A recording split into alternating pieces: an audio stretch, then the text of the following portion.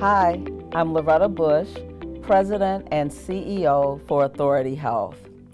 Now, this month is Domestic Violence Awareness Month.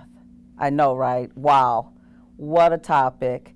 I know that it's very difficult for many of us to even imagine the person who is supposed to love us, supposed to care for us, maybe even be our very first love, that they could be involved with violence against us. So I recognize that this is a topic that may be more difficult than some of the other topics that we've explored. You know, home should be a place of peace, of rest, of enjoyment, where we gain well-being and self-awareness, but unfortunately, often it is not. Violence or abuse that occurs in a domestic setting, such as a marriage, cohabitation, is referred to as intimate partner violence. This is people are in an intimate relationship, but then sometimes they can get involved with unresolved conflict, and this can certainly lead to violence. In most cases, domestic violence occurs against women. However, domestic violence could be even broader than that. It may involve our seniors, parents, children, and other family members. And it can have multiple forms, including physical, verbal, emotional, economic, religious, reproductive, or sexual violence. Now, I know that that's a mouthful, but today I have a guest with me, and we're going to explore this topic together along with you. I am very pleased to have Kalimah Johnson, and I wanted to pause because I want to make sure I get her name right. Kalimah Johnson, and she is a licensed clinical social worker as well as the founder and executive director of the SASHA Center. Now let's take a minute. SASHA stands for Sexual Assault Services for Holistic Healing and Awareness. Kalimah, thank you so much for joining me today. I'm so glad to be here, and thank you so much for setting us up for a real powerful conversation today. I am so excited about talking about, number one, Domestic Violence Awareness Month, because it's been around since 1989. Okay. A lot of folks don't know that, but we've been celebrating and are acknowledging the Domestic Violence Awareness Month as an opportunity to provide tools and information, and also to uplift the voices of those who have survived it and to recognize those who have not. And so I have probably been involved with Domestic Violence Awareness Month probably for the last 30 years. Oh, wow. Okay. Yeah, 30 years. I started actually working as a domestic violence social worker at the Detroit Police Department, and I was there for 10 years, and I also did sexual assault work. And we'll talk a little bit later about how that work mused into us just specifically doing sexual assault. But one of the things that I heard you say that I think is important to bring up is that domestic violence also includes and encapsulates sexual violence as well. Sure. When people do not have an opportunity to provide consent, or they're living in a hostile environment, so hostile that they don't get to have a yes or a no when it comes to sexual activity, and that is also very well connected to domestic violence. And since the pandemic, I will say that particularly domestic violence has had an extra special nuance because of the stay-at-home orders that were put in place in community. And then when the officers couldn't necessarily respond to a domestic violence call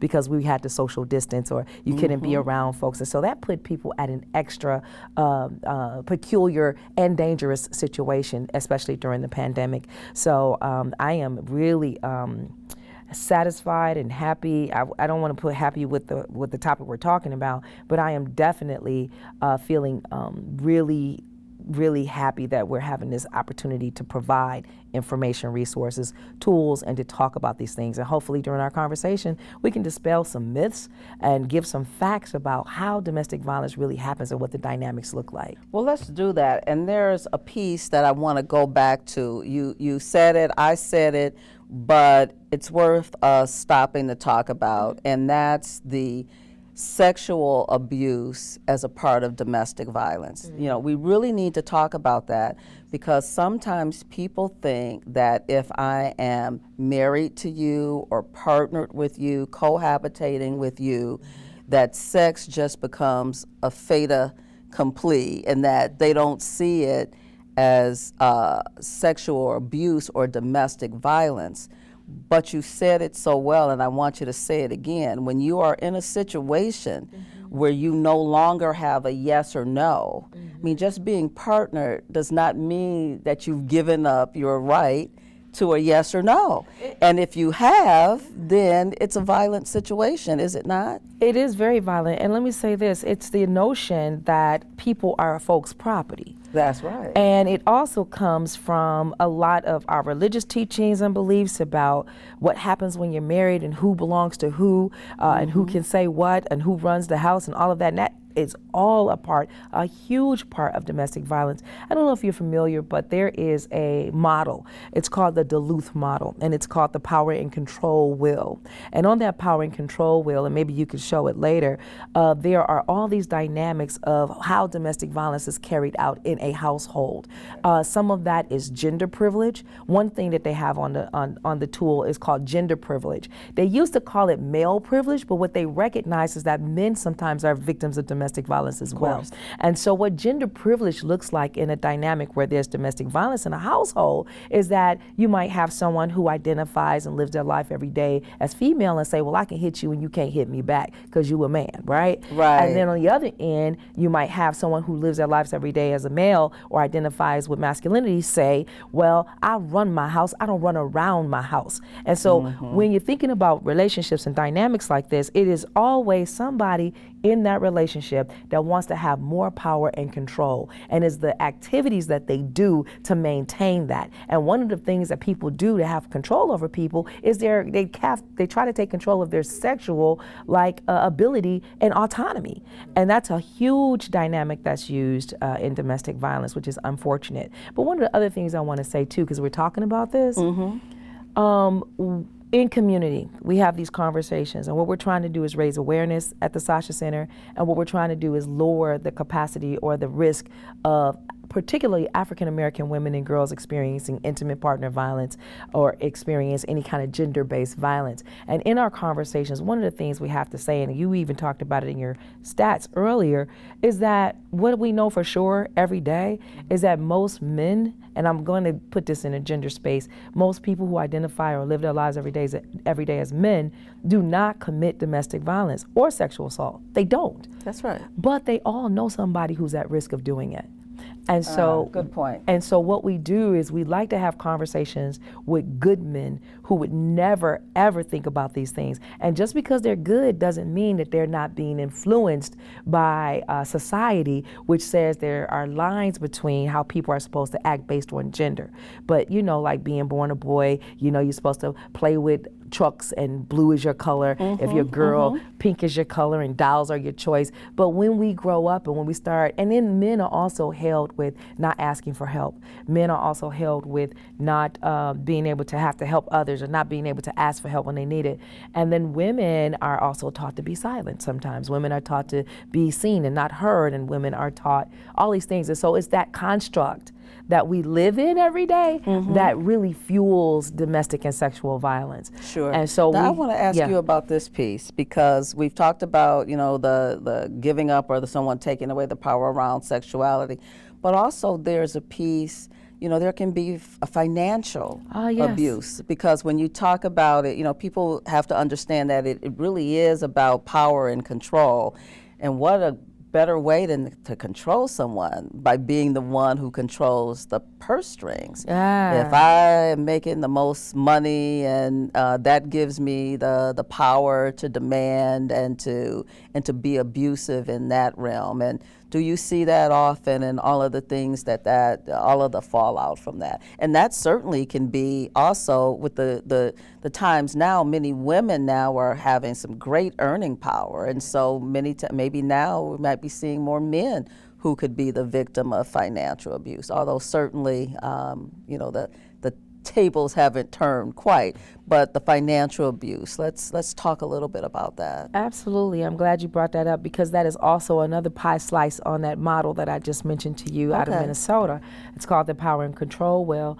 They call it economic abuse. And financial and economic abuse is very dynamic in that if you're experiencing it, the thing about it is who you gonna call? You can't call the police about that. Right. That's a dynamic. Right. That's like not really even breaking the law. I mean, there may be some civil stuff later, but you can't call the police and say, hey, I'm being financially abused right now, and see if you're gonna get some help. That just doesn't happen, but it's a dynamic. And what's important about that dynamic is that it can be very pervasive.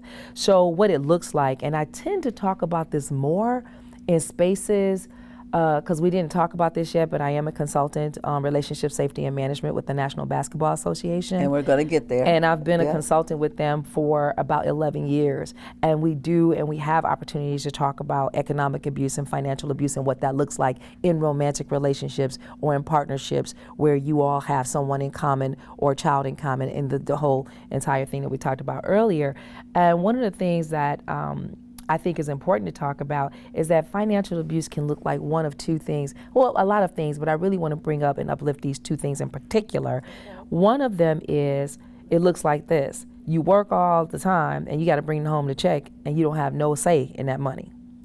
Or you can't work at all, so you can't earn no money. So if you try to leave, you can't. And so with those two different dynamics, and then there's other little fallout dynamics. One thing that I tend to talk to, particularly to young men and boys and to professional athletes, is gift giving as a dynamic of power and control. Okay. Before you do that, let's set that up a little bit. So your education did include the Athlete Development Professional Certificate from the Wharton School, Yes. right? And so you've already mentioned that you've worked as a consultant around with athletes around relationships and all of that, and currently work with the National Basketball Association. Yes. So I just wanted to kind of put that in context because we're kind of, going into that. I didn't mean to jump into it too fast. That's all right, but we were going to get to it, and I definitely want to talk about that because of, we see so much on the media, and I think that we all understand that people of privilege and power and money and all of those things, that sometimes, at least what we see in the media and what we hear, that many times people who have gained a certain status, that they may sometimes take privilege that they are not entitled to, and that other people may feel like they should or have to take things from them because of their privilege, their power, their money, their status. Sure. So this just felt like very interesting work to me, and I want to hear more about it, and I know our listeners want to hear more about how you're able to help in that arena. Sure. I think the initial work that I started doing with the SASHA Center is what brought attention to the fact that this was an area that I could possibly work in. I actually started with the Detroit Lions, and I was with the Lions for about 7 years. And as a consultant, so not working for the Ford family or anything like that, but as a consultant, I was called in to help their rookies transition into the program, and my topic was domestic violence and sexual assault. Well, what happened was I was with them for about 4 years before Ray Rice happened. And then when Ray Rice happened, that's when all the other sports organizations, well, who's in this space? And so then I kept getting referred, me and a few other women in the country kept getting referred to do that kind of work. But what I want to say about the conversations that we have with these good, well-meaning men who are just trying to be the best at what they do is our goal is to provide them with the tools so they can choose to either put this in their platform and have conversations about it, to help their families, and to recognize warning signs among team members and among themselves when they're navigating their relationships. And so there are clear red flags that folks can look out for, and this is for everybody, not just athletes, because we're all human at the end of the day. Right. And we all love at the end of the day, and we're all trying to navigate how to better communicate in our relationships, which are all key components to making sure that violence is not present in a relationship. But back to warning signs. You said there are some clear warning signs. I want our listeners to know what those are for themselves, but also to know if there may be warning signs that you are in an abusive relationship, or warning signs that you may be crossing the line yourself and abusing your own power, whatever it might be. So what are some of those warning signs? That is a good and loaded question, and you framed it so well. Okay. I love that, so thank you for that. Warning signs are, think about it this way, are those little things that you might not be sure if this is an expression of love or if this is an expression of control. And so I like to talk about it from an example that I use when I'm talking to young people. I remember a long time ago, it was a dating relationship between teenagers. And the boy was a football player. Okay. And the young lady was one of the cheerleaders on the team. That's a cute thing, right? That's cute. Yes, real cute. And they had an issue, and the principal had gave me a call and said, I want you to just sit with them for a little while. And we talked and we hung out. And that's something that SASHA Center does. We go into spaces where people are instead of expecting them to come to us, right? So we go into schools, and so I went into this school, and I had a chance to meet with them, have lunch, talk to them about their dynamics and things like that. Learned that he insisted that she wears his jacket. He didn't care what the temperature was outside. She either wrap it around her waist, carry it on her shoulder, or have it on. But always have it. You gotta have it. And that was an interesting dynamic to me because one, he's marking territory. Yeah. He's saying that she's his property, and he don't even know it. Yeah. He just knows that Right. it feels good to see my woman with my jacket on. And she's wanting to wear it because she wants people to know who she belongs to. And so it's a sense of belonging, right? But it's a sense of belonging that also has entitlement. And does she have to wear it all the time? It's hot outside. Like, can she be more comfortable? And then why do you feel the need that you need to wear? This is a red flag, y'all. This is a red flag that speaks to who thinks who belongs to who. I think that's a red flag, like people insisting on what you wear. Right. You can't wear that outside, or I get to choose how you dress, or I don't approve of that, or I don't like your family, or doing things to isolate you from your family. Sure. Telling Big red flag. Yeah, telling untruths about family members and friends, or just trying to keep conflict between the family so that they can stop dealing with you. Red flags are the inability to have emotional control, whatever that is, or trying to control your emotions. Another red flag is breaking things around the house. Another red flag is pay attention to whether or not your partner, no matter what the gender of the person, if they ascribe to these really strong, stringent ways of how they think men and women are supposed to show up in the world. Like, no, I'm the woman of the house. You don't touch my dishes. You don't wash dishes. I do all of that. Or just the opposite. I'm the guy, so I take out the garbage. All of these constructs that we have been taught and that we've learned from every kind of situation, how we're supposed to show up in the world. If we ascribe to that to a T, almost to a fault, that also is a red flag. Name calling is a red flag. Of course. Taking up people's time, calling. And see, we have to know that name calling is a red flag. It's abuse. Because in many communities, sometimes, language can get kind of loose, and things like the B word and all of that kind of stuff, the N word and all of these kinds of things. These are not terms of endearment, y'all. Now let me exactly, they are not terms of endearment. And guess what? On Sunday we got Soul Care Sundays, where myself and my co-director Larminder Davis, we go live on Facebook and we have conversations that we think impact women, particularly in their relationships. And we just did a full conversation about the B word, but not only the B word, it is the B trope. It is the whole idea about it's a whole mentality about being a bad B. And what does that mean? And how do we push against that? Because really words like the B word, words like the N word, and any other kind of bad word that you can apply to someone really were created and intended to oppress and harm us. So we have to ask the question, why are we, especially as we're talking about Domestic Violence Month, reinforcing these negative attitudes and reinforcing these negative ways of relating to one another in our relationships, and that we really have to start trying to address that. Absolutely. Yeah. Now I want to make sure that we get up some information that we speak it, but that it also comes up. So we've been talking to Kalimah Johnson. She is the founder of the SASHA Center that provides sexual assault services for holistic healing at no cost, particularly focusing on the African American experience, primarily for women, but also including for men. Yeah. Now, if you have heard anything or you know someone who may need to get in touch with the SASHA Center, I'm going to give you the website. So it's SASHA Center, that's SASHA, SASHA Center, all one word, .org. Or you can call 888-865-7055.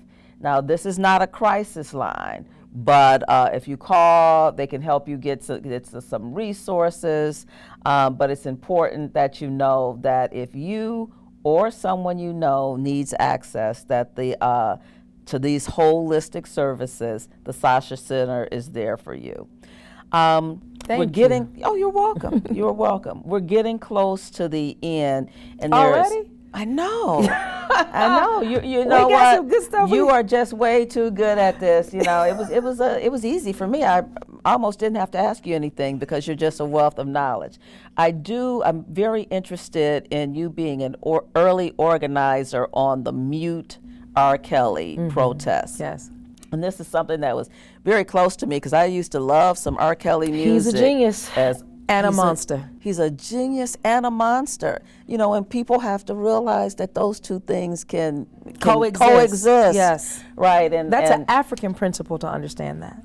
That they can coexist. Yes. And certainly we had to come to that reality, and you know, not to make light of it at all. It was very hard because when you're in the presence of genius, sometimes then too it can open up the door for accepting violence and making excuses. And I was very proud. It was my son, because I hadn't heard of the story yet. My son came to my house and said, "Mom, you can no longer listen to R. Kelly." And I'm like, "Why?" And he told me the story. I'm like, "Okay," but it was my son who told me. Wow. But it was a loss. Yes. It was a loss, Absolutely. and it was a loss, I believe, for many people to recognize the genius and the monster can coexist. And sometimes the genius or the kind of nice guy and the monster can be in your home. The kind of nice girl and the monster can be in your home. But talk about that experience, especially the whole thing. Black girls do matter. Black girls do have a voice. Black girls need more visibility. All of this thing, just very, very important. Yeah, as I hear you, those sound like sound bites that came from that period of time when we were talking about the importance of holding Robert Kelly responsible and accountable for his actions and behaviors over the years. Yes. But I will tell you, the Mute R. Kelly campaign in Detroit was led by myself and Nicole Denson. And Nicole Denson at the time worked at Avalon, which is the largest sexual assault agency here in Detroit. Okay. And we partner with them as well. But one of the things I wanted to say about the Mute R. Kelly campaign, that it was founded by Kenyette Tish Barnes out of Atlanta. And when she contacted Detroit, she said, "Where are my on the ground sisters that can have this conversation?" And what we ended up doing was just having a protest at his last concert performed in Detroit at LCA. And as we were preparing for that, we got all the pushback. We got to know he's a genius. We're not letting him go. We got we got all these stereotypical experiences that mimicked what has happened in Black families, particularly around abusers in the family. Yeah. And if we had more time, I promise you, we could talk about all of the generational pieces tied to this and all of the things that happened during Reconstruction that make us this way, and talk about Dr. Joy DeGruy's work in terms of talking about post-traumatic slave syndrome. It really is about the business of after slavery and during Reconstruction, Black folks made a conscious decision that they were gonna not let go of everybody in the family. We keeping us together. I don't care who it is. I don't care if it's the molester over here or whatever. Yeah. We keeping you because you are ours, right? And that is a traumatic response. And so we got the same exact traumatic response when we we start trying to mute R. Kelly. What are you doing? He's a genius. And then all the victim blaming of the women that he harmed. Like, it's their fault. They wanted to be famous. What's wrong with wanting to be famous? But you didn't want to be sexually assaulted. Exactly. You wanted to be famous, or but not exploited, abused. or abused, or harmed. Yeah. And so we started having those difficult conversations. But at the end of the day, truth came to pass. And he was just also given additional years for human trafficking. And now it's just time for us to really figure out, how do we reconcile? And what we ask for people in community to think about in terms of really saving our families is that if you have someone who's problematic, get them some help right away. If you have someone who says they've been victimized, believe them. Don't get to asking all these, well, what did you do? Or victim blaming questions. One of the things that we always like to tell people is when you're interacting with someone who says they're in a situation, safety is number one. You want to make sure people have the options and the opportunity to be safe, even if that just means that that person is not physically available anymore to the person that's in front of them. And then another thing about domestic violence I really want us to talk about is that in this city right now, we only have one domestic violence shelter, and it's only got like 64 beds. We've got more work to do. Our work is not done. And we have to continuously, but on the ground, before they ever need a shelter or anything like that, we are, as family, as members of community, in a position to be able to help people. If you see somebody who is at risk of committing these kinds of crimes, help them, get them the help that they need. Help them. And Kalimah, we're going to have to end there. I know, I'm sorry. Because you know what? Like you said, if we had more time, and we'll have to make more time to get another opportunity to sit down and talk about all of the issues involved with this. Sure. I want to end on this hugger note. I hear that you're a hugger. I am. You're a hugger. I love it. And why is it so important for us to hug? And I think it's important that we ask this question. You know, in this, we're talking about, violence, and we're hypersensitive about touching each other, either because of being, thought to be overstepping the line or because of COVID. Yes. But why is hugging so important? Hugging is important because touch is essential, and hugging is a grounding opportunity for us to really think about humanity and to really say, I see you, but not only do I see you, but I feel you, and I'm here, right? And so I'm going to ask for a hug. I know you are. I'm ready for it right now. But one of the things I always do, and it's always a weird moment, I always ask people for consent, or I say, are you a hugger? Yeah. Because I am. And even if I am a hugger and you say you're not, I respect that. And I think those are some of the things that we need to learn in family around family violence as well, allowing people to have the autonomy to say how they want to use their bodies at any given time. Absolutely. But hugging is so healing. Well, I tell you, we are indeed going to hug. Don't stand up because you're going to mess up your mic and everything. But we are going to hug. I'll do it. All right. Yes, you know what? This has been an important topic. Thank you so much for joining me. Again, if you see something, say something. If you know someone who needs the help, do reach out, offer them their help. Healing is possible. Yes, it Healing is possible. Healing is possible. It's not your fault. It's not your fault. Ask for help. We're here for that. All right. We'll see you next time.